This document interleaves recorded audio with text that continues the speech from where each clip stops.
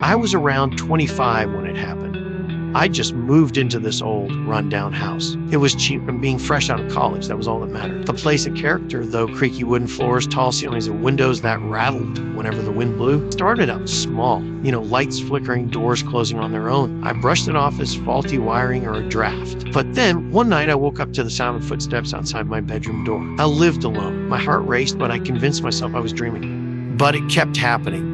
Every night around 3 a.m., I'd hear those same footsteps, slow and deliberate, walking up and down the hallway. It got to the point where I started locking my bedroom door. Didn't help. One night, I woke up to the sound of scratching like fingernails on wood right outside my door. I jumped out of bed, ripped the door open, but nothing. No one was there. The worst night was the last one I stayed in that house. I was in bed trying to fall asleep when I felt the air in the room change, like it got heavier.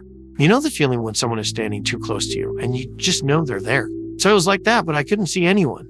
Then I felt something tugging at my blanket.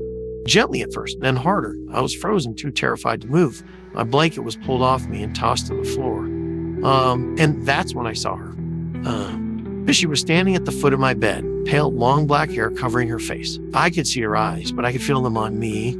She didn't move, just stood there, her head tilted slightly, like she was waiting for something. I ran, didn't pack anything, just grabbed my keys and left. I never went back to that house. But a friend of mine looked into it later. Turns out a woman had lived there decades ago. She died in the house, some tragic accident or something. Ever since then, people who moved in never stayed long. And now, I know why. I haven't had any experiences like that since.